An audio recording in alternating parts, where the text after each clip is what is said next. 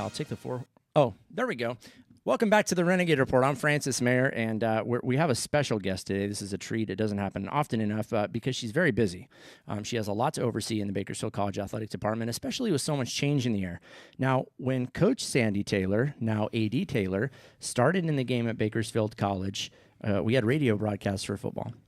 That was the extent of our media offerings, I think. We also put out some nice programs and whatnot. Now people demand far more. Oh, absolutely. In fact, we can't give them enough. No, we can't. We have this show now once a week. We have a website, GoGades.com, which is beautiful. We have a Twitter account. We have a Facebook account. We have all kinds of folks taking photographs and shooting video for us.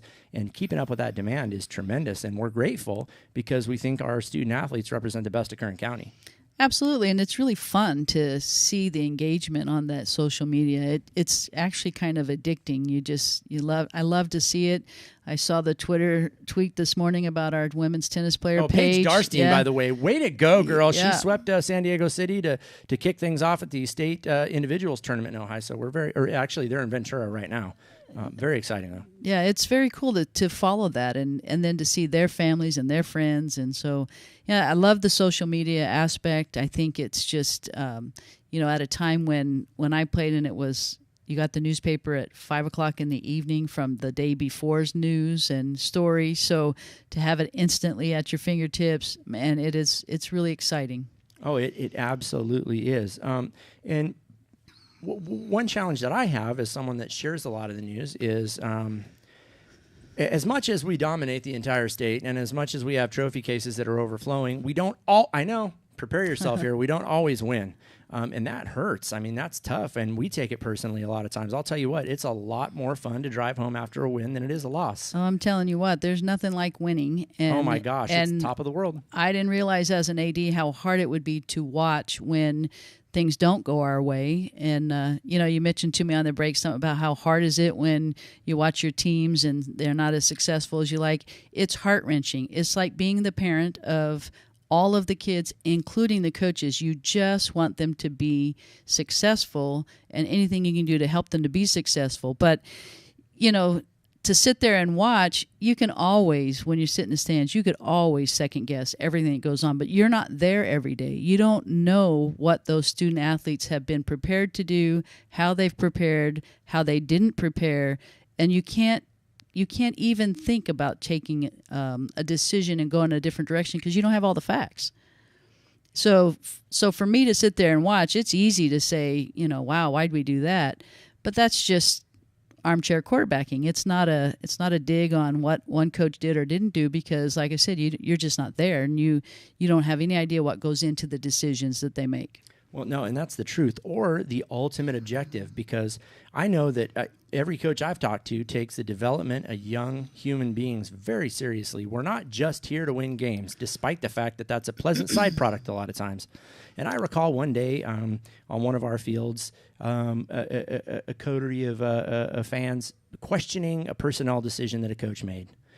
And I had been around just enough to know that this coach was giving this young adult a chance to develop, albeit a little painful, but it was a huge growing experience.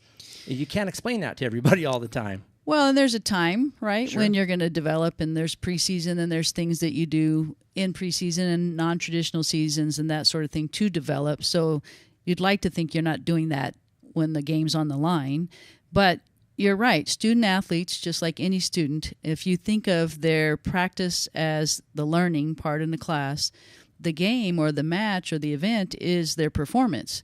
So if they don't have an opportunity to perform to see if they would succeed or fail, they don't know where they are in the learning curve. So you use practice to teach, to give them opportunities for repetitions, but then the performance is different. The pressure, the opponent, it's different. So you have to give them an opportunity to succeed or fail to be able to continue to grow. So I think that's probably the hardest part about coaching is knowing when to do that and when not to. It's a catch-22. You put your teams up against the best schedule possible. Then you take the chance of them being all beat up emotionally and mentally, that if they get beat early on, Our baseball team played a huge preseason schedule. You take your lumps, and then you have to recover from that all year long. Fresno State football used to do it, right? They play anybody, anywhere. That was Pat Hill's slogan. They moved up. They got beat up, but mentally preparing them to do that is a challenge. So that's some of the hardest decision making in coaching, is who to play when and where, and how to get the best out of them. Well, and I'll tell you, if you want to sound like a real doofus or make a fool of yourself, say it's just BC. Do that. And then come to one of our games, like baseball, and ask yourself, do casual fans bring radar guns to community college? No, they don't, actually. And if you stop those folks and talk to them, they'll work for the Minnesota Twins or the Cubs or the Indians. And many times, if you look at those Major League Baseball rosters, you'll see a lot of folks come from Southern California. It's very competitive. Oh, yeah. Huge competitive in baseball. Oh, my God. Yeah, I would say across the board, and our tennis coaches will tell you it's very competitive. But very few vocations are like coaching, because your successes and failures as a professional are very, very much visible. They're available, right? And you got to take that home with you. And people might bring it to you. Sure. You're judged on your wins and losses when you're not playing the game. Right. So a common term or phrase that I've used was, when the team wins, it's because the players are good. When the team loses, it's because the coach doesn't know what they're doing. Yeah. And think about that. Every time a team wins, you don't turn around and go, wow, that coach did a great job.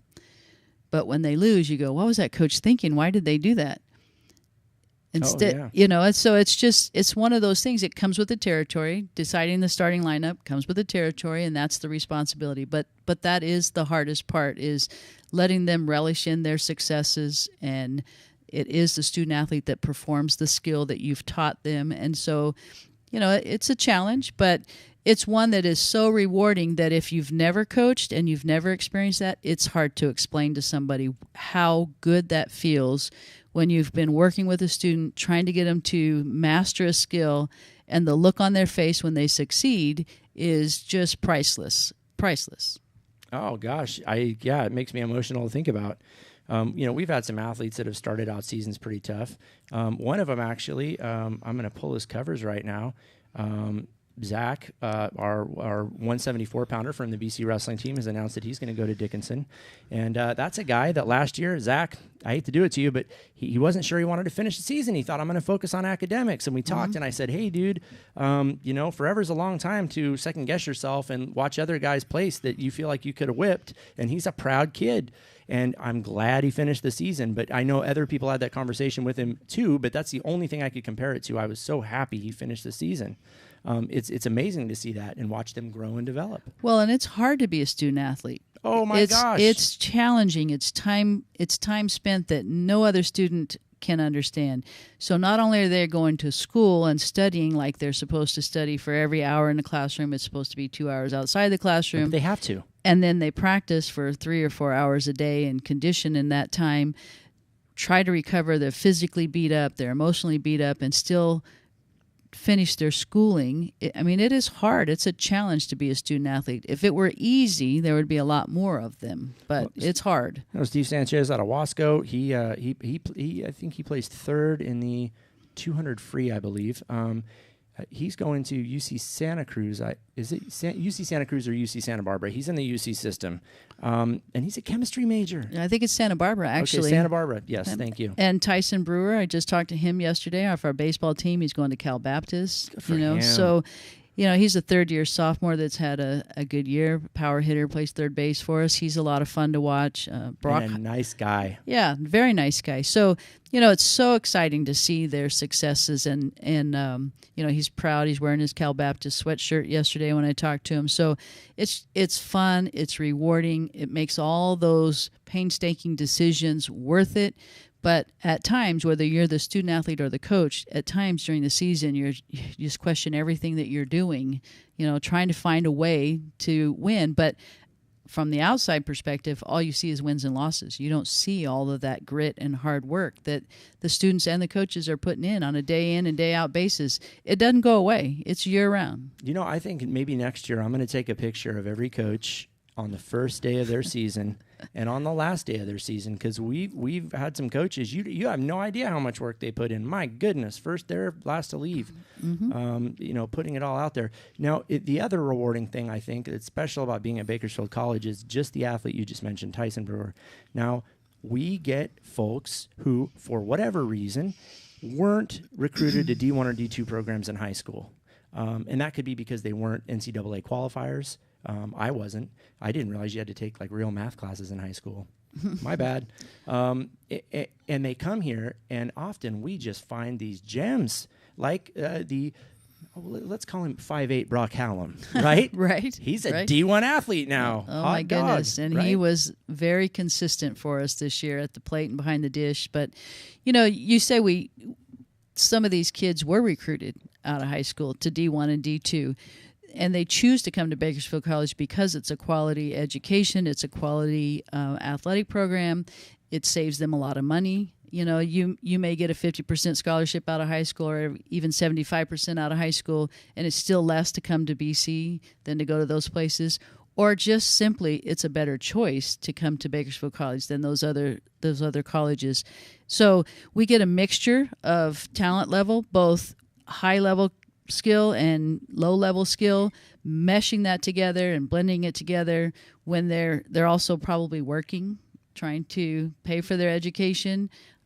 So we get a lot of student athletes that are various skill level and opportunity, but that's the beauty of Bakersfield College and what we have to offer our community. It is a very good choice to come to Bakersfield College, both academically and athletically. I would agree, because that's what I did, and it's worked out very well for me. But I think I was thinking of, and you said it better than I did. But what about the young man Luke Andrews?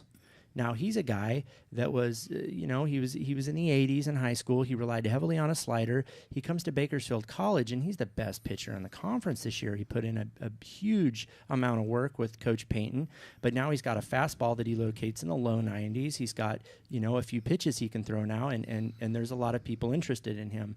It's definitely a place to develop and get way better. Absolutely, and male athletes develop a little bit later, so it gave him 2 years to mature physically. Male humans. To put on some weight, put on some muscle, build some strength, get some more specialized technique training, and in combination with that, growing at the same time, right? So when you build muscle, you also change your skill, so you have to refine it as you're growing and developing. It doesn't just happen.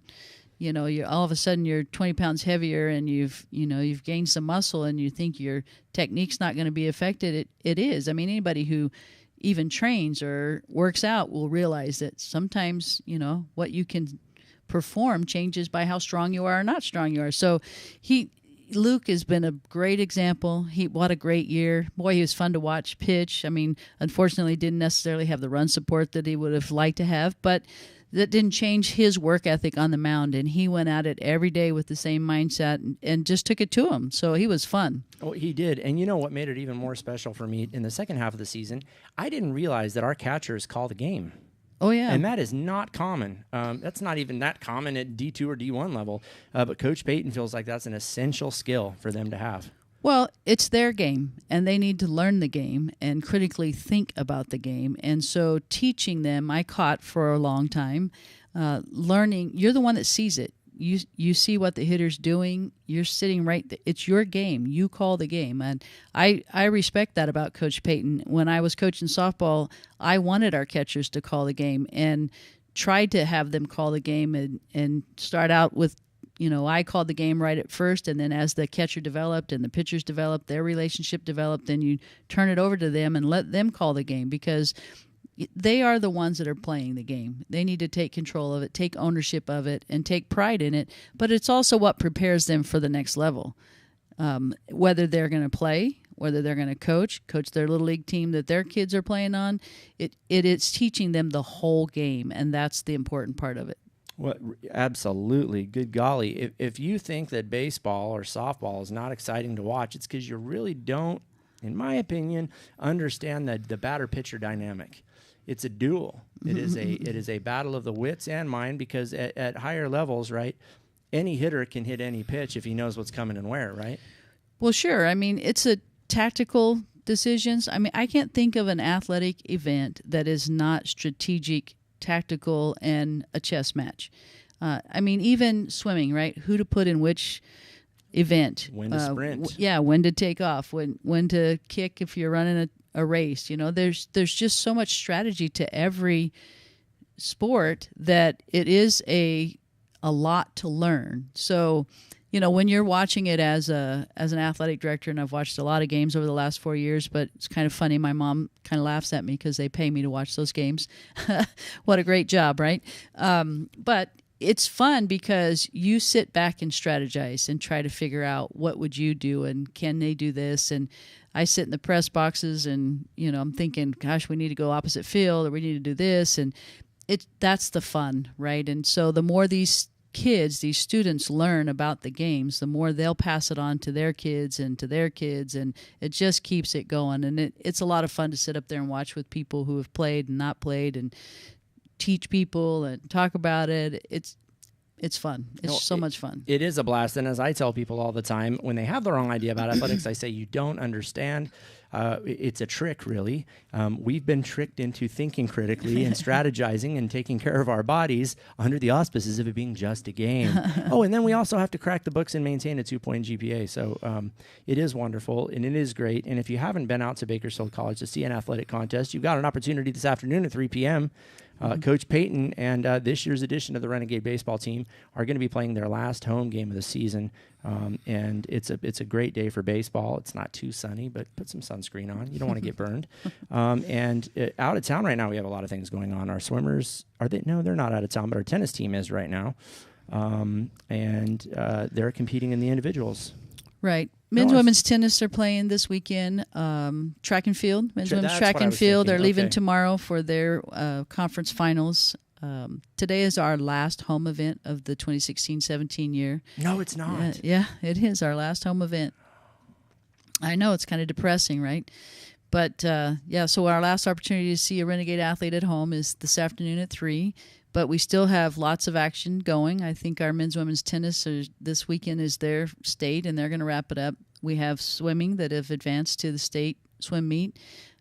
Track and field. Brian Bender, by the way, keep your eye out for his name. He's doing some special things in the water. We're hoping to have some great success with track and field to go to Southern Cals, and you know they have a longest postseason because they have to do the prelims and the finals of both the conference, the Southern Cals, and then the state championship. So they have a lot of competition left. So we're excited about that. But you know it's sad to wind down because now we got to gear up again. But kind of like I mentioned with softball, I had 31 years of opening day for softball.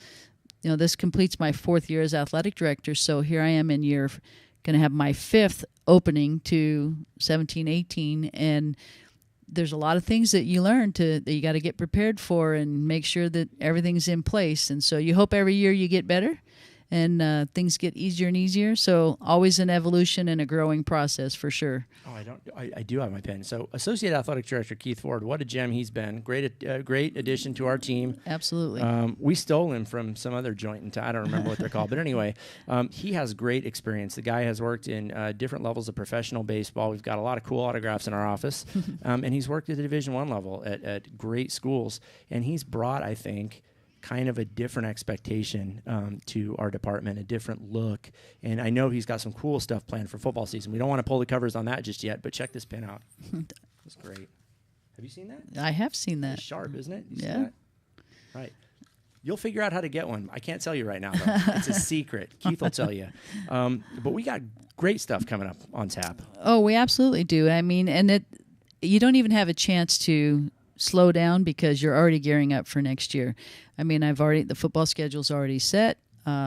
We have our other schedules that are coming in. We're already ordering equipment and practice clothes and getting things ready to go for next year. And we haven't even closed out the books on this year. So it's kind of June is kind of an interesting time of the year because you're closing down, but you're also gearing up for the next year. And the planning doesn't stop. It goes all the time. We're getting ready to announce when we're going to do season tickets for football. So, you know, it is not a slow time ever in our department. We just unfortunately don't get to go watch any games right now. So no, and you wonder, well, what are they doing? What are they doing? Well, things like this. We're getting ready to launch new media initiatives, bring sports to you in constantly evolving ways. We brought out a bus this year, for crying out loud, right? we did. And if you haven't seen that bus running around town or on the freeway, I was coming home from a meeting and saw the bus on Grapevine coming home, and I thought, wow, it's a moving billboard. So former PIO Shannon Musser, she took her kids to the zoo in Los Angeles and she saw the doggone. Did you see that? No. Oh yeah, she took a picture of it. Wow. Yep. It's cool. Orange Belt partnership with us was awesome. It's a beautiful bus.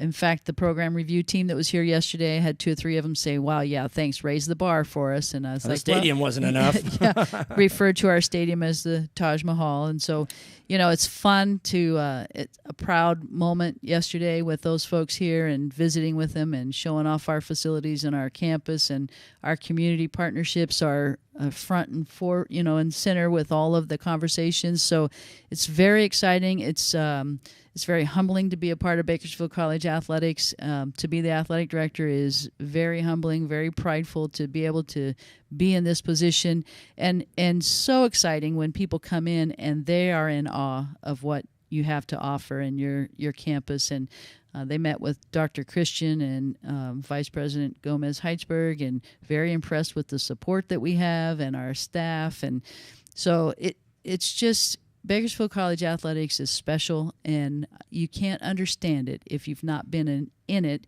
And I welcome folks to come up and be around and hang around and watch all the activity, because there's never a dull moment. There isn't, and it's like I tell folks all the time, hey, I know that you can't be part of Augusta National. None of us can afford it, but membership's open at BC Athletics. Come join the party. Come join this movement. And just in the last year, you'll see so many examples of the Renegade Way that hard work will triumph over almost everything every time. Our women's basketball team had a very dubious start to their season, and they ended up, stealing the show. They made things real interesting. Now, doggone it, they didn't qualify for the postseason, but they darn near did. They did, and they, that's the resolve. You had a tough preseason, but every day you just strive to get better. And if you're better tomorrow than you were today, then that's the goal. And they unfortunately lost a key game on the road, but you know what? They had a great season. They were right there in the end, and that's what you ask for, is an opportunity to compete, to go on. And, you start the season, maybe it doesn't turn out the way you wanted when you first start out, but you get better. And even if you don't qualify for postseason, which obviously is a lot more fun to play in the postseason than to not, you take away what you take away and what you learn from that, and how to get along with people, all the adversity. You get stronger through adversity. Can you think of another activity as our nation goes through some changes right now, where you put all these people from different backgrounds, from different parts of town, different parts of the country, go to baseball, different parts of the world. They got a guy from Japan and a guy from Scotland, and they all pull on the same end of the rope for the same cause. Right. And Frenchie's from France, well, right? he's French, but they were in Scotland. Okay. We'll call him the UN guy. How okay. Yeah. It is equity, it is diversity, it's skill, it's gender. I mean, you have a male coach coaching females, female coach coaching males, track and field, so it's all of it. It's all the diversity. It's all the working together, and all those things aside, the common goal is the success of your team and to win. So if you put everything aside and all you want to do is one common goal, I mean, you hear it all the time. It's a storybook fairy tale ending, right? When you talk to, I saw a show the other day of Kentucky men's basketball and interviews, and the guys were saying, yeah, we put our egos aside to win, and then everybody eats because they got drafted into the NBA. And, it's the same sort of thing that you're talking about here on a different level, of course, but it's the same thing. You got to put your egos aside and put your team first besides your individual successes. And when you do that, everybody eats. That is Darn tootin'. That's the absolute truth. And we saw examples of that time and time again this year. Coach Carl Dean getting elected to the Hall of Fame at West High. That was cool. Boy, that's really cool. And he was a guy that had to work his tail off at BC, but he went on to start 2 years at San Jose State. And as I like to chide him, he's hung out in athletics ever since. He hasn't dug any ditches, but we won't hold that against him. There's a lot of folks that athletics has provided a springboard into a life that better than they thought was possible, and they just had to add hard work. So we're very proud of them. Pete Sarabia also getting a scholarship. He's going to head out of town and go someplace he's never been before. Getting out of California there, Pete. Good call. And we hope he comes back, though. Coach, I think it's roses from here. We're going to keep working hard, right? Oh, absolutely. You never stop working because you can always be better and do better. Right, and we can't get lost in that, though, because like you said, people were impressed with our department. We always want to do better, though. You understand. Well, and we want to raise the bar for ourselves as well as our competitors. And you know, there are a lot of good community colleges, don't get me wrong, but I have a special appreciation for Bakersfield College, having been to a lot of those places. Oh, yeah, no kidding. And we're blessed to be where we are in Bakersfield with the community that we have, with the college and the space and the facilities. We're not landlocked like some of those folks are. And, you know, so I just, every day I count my blessings and think, wow, this is a really awesome place to be. And, you know, Dr. Christian's blog every week, it's, you know, with Renegade Pride, it's a great day to be a renegade, all those things. It's true. It's absolutely true. And I hear it all over campus, from eligibility clerk yesterday in our meeting, you know, how fun it is to come to work there. It's really cool place to be. So come join us. Yeah, I almost said from top to bottom, but that's not quite fair. I'd say from keel to stern and all in between. We have folks like Rodrigo and Aaron in the facilities that want to keep everything spick and span, and they do a great job of that. Oh, absolutely. It takes everybody. It takes a village. And you know, I would like to think in athletics that, you know, when we win, it goes all the way down to who chalked the field that day, who swept the gym floor. I mean, it takes everybody to contribute to our students' success, and Bakersfield College does it better than most. That is for sure. Go to our website, gogades.com, and look at some of the pictures. We should put a picture of a trophy chest up there. Yeah, we'll do that. One of them anyway, if we have room. For the entire team, including Athletic Director Sandy Taylor and President the Dr. Sonia Christian. I forget that because she's very casual. Associate Athletic Director Keith Ford, and all the coaches, the student athletes, and the staff that make it possible. I'm Francis Mayer, and we will see you soon. Thanks, Chris. Bye.